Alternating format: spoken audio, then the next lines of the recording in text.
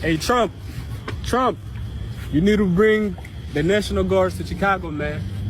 You got kids killing kids, man. That's not good, man. Washington, D.C. is not much going on compared to Chicago, man. I'm running. It's a war happening right now in Chicago, man. Hey, look, man. Look, go on the news, or go on Google, type Chicago. I'm going back home to Africa, man. I can't. Too much going on, man, in Chicago, man. Yeah. What's going on, everybody? Welcome back to the channel. It's your man Wise, and we got to talk about it, man. The people out in Chicago are clamoring for Trump to do exactly what he's doing in DC in Chicago. I got a couple clips to share with you guys. I'm going to get into it first. We got to talk about the city itself and just how crazy it is, because Mayor Brandon Johnson and so many others out there saying that crime's down 13%. But what we know is that these people, they juke the stats. We know this. So can we believe that crime is down 13%? Nah, I don't think we can, especially if you're getting those stats from a Brandon Johnson, who is probably one of the worst mayors in the country. And hey, there's a lot of people vying for that position there, but I gotta say that Brandon Johnson is probably number one on the list. Like, share, subscribe, turn the notifications on to all, watch the video all the way through. Let's get into it. This is the story of how I almost died in Chicago. They shot the white boy, Brandon Buckingham. A mass shooting on Chicago's northwest side sent 4 people to the hospital. 4 men shot. This does appear to have been an ambush of some sort. About 2:30 this morning, all of a sudden I woke up and heard gunshots. At 2:24 a.m. outside a recording studio in Chicago, Illinois, 6 gunmen hopped out firing over 60 rounds towards me at close range, nearly killing me. But before we get into all that, why was I there in the first place? Rappers Bloodhound Lil Jeff, Lil Scoom, Vert, and Q50 have undeniably been some of the fastest rising stars in the 2024 drill scene. Entire documentaries have been made online alleging that Jeff had killed 11 people and that Q50 had killed 8. Regardless of the validity of these claims, the cycle of violence has certainly plagued these rappers' lives. On June 8th, Bloodhound Lil Jeff was gunned down while sliding on his on the 6600 block of South Rhodes Avenue in Chicago, Illinois. Exactly 1 month later, on July 8th, Lil Scoom 89 was fatally shot at 89th and Langley at only 18 years of age. But Vert and Q50 have persevered through the tragic loss of their friends and have since gone on to drop back-to-back viral videos that have trended on YouTube. So come with me to Chicago and get a first-hand look inside the lives of these rising drill artists, and watch as I document the 48 hours leading up to the moment 60 bullets were fired at us, leaving my cameraman with a bullet lodged in his neck. Are you? This is crazy, man. This is crazy. I hope these dudes have life insurance. You're going out there in essentially war zones, essentially. And it almost cost this young man his life. This is crazy. This is wild. And there's a lot of these types of documentaries out there about Chicago and how wild and crazy it is. They got a rap scene. They call it drill music. And it is some of the most demonic music you'll ever hear in your life. It really is. It is hands down some of the most demonic music ever made. It really is, man. And it's unfortunate, man, because these young people are talking about real crimes that they are committing, real people that are dying, and shortly afterwards, they find themselves, in a similar predicament. I mean, it is wild in Chicago. My uncle killed my other uncle. Dang. So yeah, my uncle lost his life to his brother on this very block. All I heard was, what? He shot his brother? The bullet by your own brother is the bullet that took you from us, though. Really, it's weird, because it's like, I hate it over here, but I love it over here, and that's called a trauma bond. Like, this block taught me, like, blood really ain't thicker than water. No. This my family and this my family, but they into it now. Damn.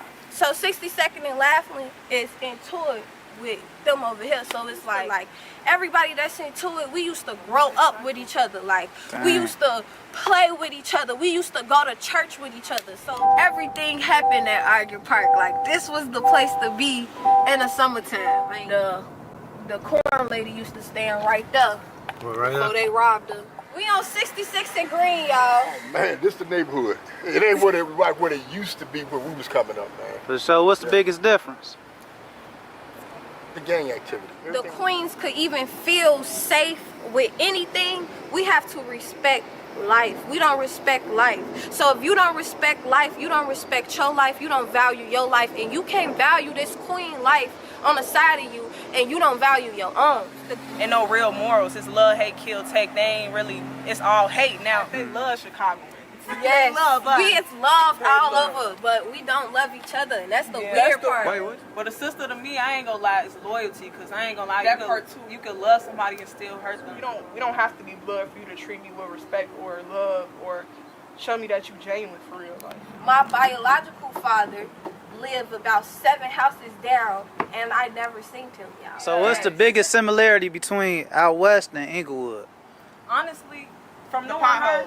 You say the pothole? Wow. I mean, they talk about the violence, the death, the killing. They talk about it like this is just a normal way of life, but I would assume that it is just a normal way of life about them. I mean, these people are literally living in war zones. Kanye came out with a song a long time ago, and he was talking about the deaths in Chicago in comparison to the deaths that were going on in Iraq. And there were more deaths going on in Chicago, on that year than it was, in it was either Iraq or Afghanistan, for the year. I mean, it was crazy. It was safer for you to be in an actual war zone than it was to live in Chicago. And that is a problem, man. That shouldn't be the case, man. That shouldn't be the case. Not here in the United States of America, which is supposed to be a first world nation. But these people are living in third world conditions, man. What strip we walking, oh man? It's Loomis right here. Shorty. It's scary Loomis right here. Down the street, they do them over there under that act. I don't do that on my platform, blood. A block away, Dang. Yeah, we could. It's only a block away, Ray. Let me get we're in Morgan Park, right there. Nice, beautiful day in the Wild 100. Steve Drive. Yeah. This is original hood. I let my homie T3 1017 right now. T3. They broke that 2011, December 1st. Bro, what's it do? Gun violence. Got killed. You feel me? Right there on the 111. Dang. They know us as the good cowboys. You know spice led to everything else? Yeah. Too much pride. They don't know how to just take that loss and just go about his day. We been lost our real milk when we was young. It's like up every day looking for milk. Yeah. Give you $1, go right to the corner store. Man. They lost their brother too. Lost little 10, man. Do you feel like revenge is pride though? Yeah.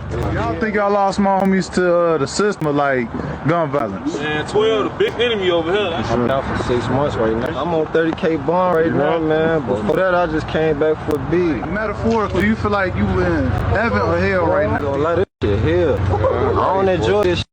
Heaven, I enjoy that. Yeah. Chance to do something different, man. Do something different, man. I wish I could leave this alone, man. I wanted to share that with you guys just because there's a lot of documentaries out there. There's a lot of footage, out there in Chicago. A lot of these people, man, they are putting their lives in their hands, essentially, to go and, bring some awareness to what's going on out there in the city of Chicago.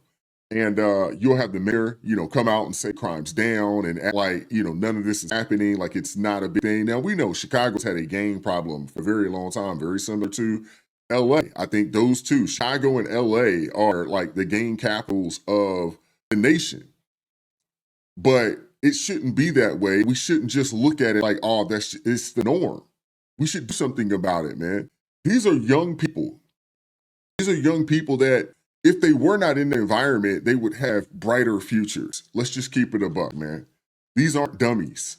You know what I'm saying? These are some fairly intelligent people. You can hear them talk. They come across as somewhat articulate.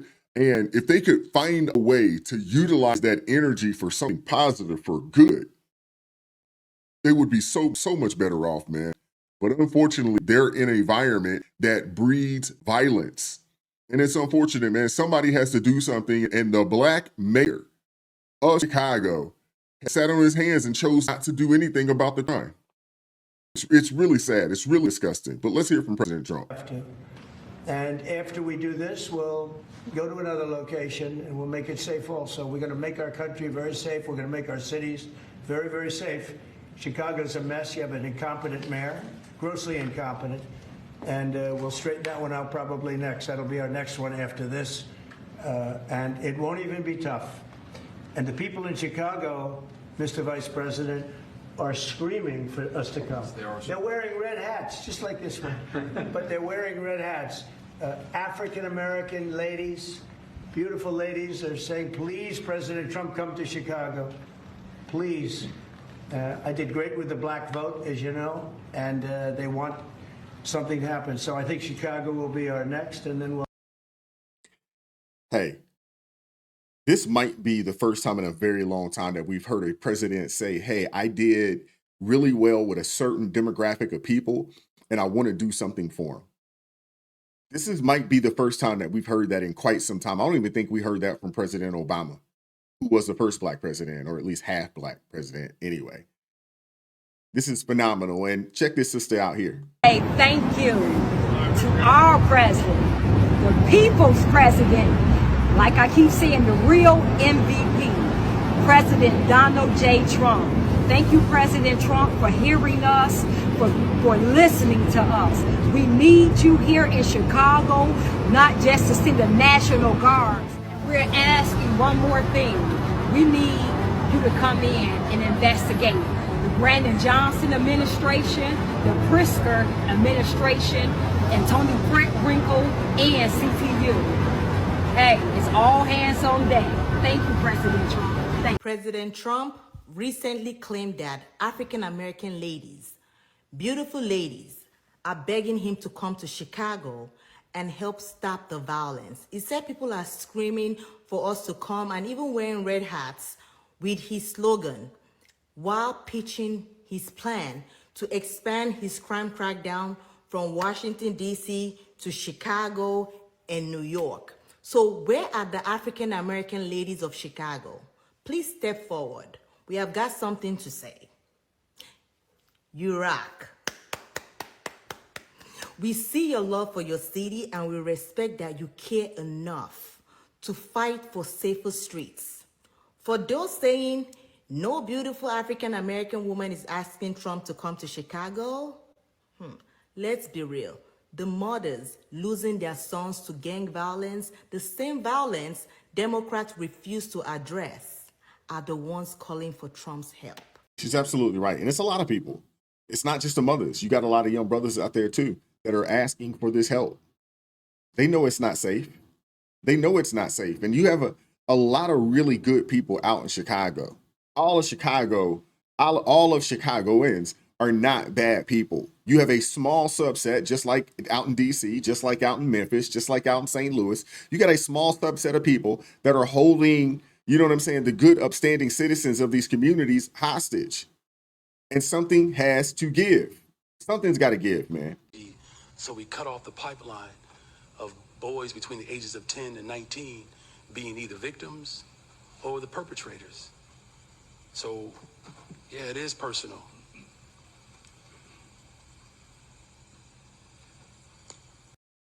It's not that personal. This dude's been in office for a few years, have chosen to do nothing about the crime, nothing to help veterans, nothing to help his black constituents. He's done absolutely nothing when it comes to actual citizens of the United States of America in the city of Chicago. Now, he's done a whole lot for illegal immigrants out there in Chicago, a whole heck of a lot. But had Chicago not been a sanctuary city, not allowed these people into their city, they would have been able to use that money to help the actual citizens and constituents of Chicago. Black death has been unfortunately accepted in this country for a very long time. We had a chance 60 years ago to get at the root causes, and people mocked President Johnson. And we ended up with Richard Nixon. You hear this guy? Do you hear this guy blaming Nixon on the amount of deaths, crime out in Chicago? This guy's wild, man. Wild. Takes zero accountability, and that's why people don't take these guys seriously, man. I'm going to work hard every day to transform this city. That's what it takes to build a better, stronger, safer Chicago. I need everybody to step up. You a lie, and the truth ain't in you. This dude's a liar, and he's a clown. Hands down, one of the worst mayors in the United States of America, man. Terrible. What the president is claiming that he wants troops to do They don't even have the authority to do it. They have no arresting powers. The mayor responding to President Donald Trump, who said he'll be expanding National Guard deployments to cities other than Washington. Chicago's a mess. You have an incompetent mayor, grossly incompetent, and we'll straighten that one out probably next. That'll be our next one after this. The president's Oval Office comments come as Chicago police data shows overall crime since the first of the year is down 13% compared to the same period last year, and violent crime is down 23%. I think he wants to provoke violence, because if he can provoke violence, then it's going to be martial law. Never trust a religious leader, especially one that would consider themselves a Christian, that are supporting the Democrat Party. You never trust those people. The federal military on American citizens is a sign of authoritarianism. The president claiming many in Chicago want the Guard. Screaming for us to come. They're wearing red hats, just like this one, but they're wearing red hats. African-American ladies, beautiful ladies, are saying, please, President Trump, come to Chicago. Thank you, President Donald Trump, for hearing us. Zoe Lee and Daniel Carter Walters founded the conservative group Chicago Flips Red and says despite CPD's numbers, many don't feel safe. And if the Democrat Party, only thing they can do to help us is tell us crime is down, then hey, we welcome the National Guard. Yeah. And a lot of people feel the exact same way. Because what we do know is these cities, man, they juke the stats. They juke the stats.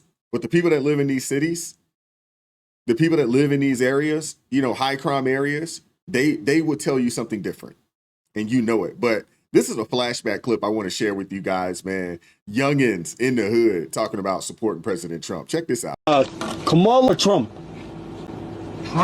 Trump? Yeah. Come on, bro. Kamala till it's backwards, bro. What you Kamala, we voting for Trump, boy. What are you talking about? You know damn well we don't Kamala. Why? Trump. Why, bro? Give out free meals and everything. You tweaking. Yeah, that's how you feel.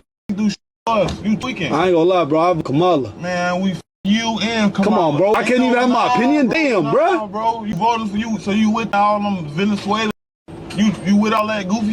Yeah. Nah, ain't no yeah. That's why I shit fucked up because of you. Damn, bro. I can't have my opinion on something. No, not her. Yeah. Not her. She bad for the community. Where ain't no shit.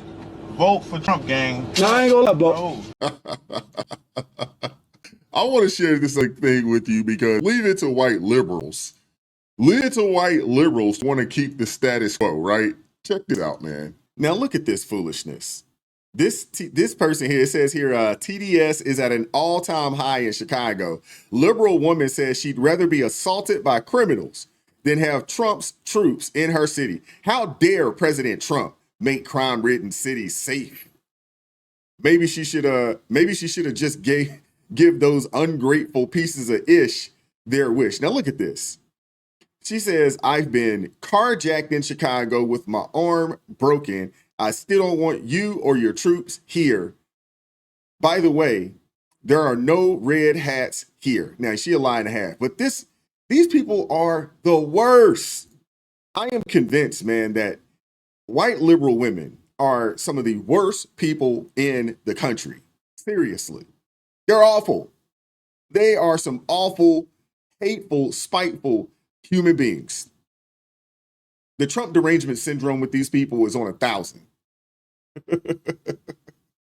Ridiculous. But I want to hear from you guys in the comment section. Like, share, subscribe, turn the notifications on to all so you never miss an upload. Consider joining the ARP family or buy your brother a coffee. Link in the description box below. Keep God first. Stay prayed up. We'll catch up with you all next time. Peace.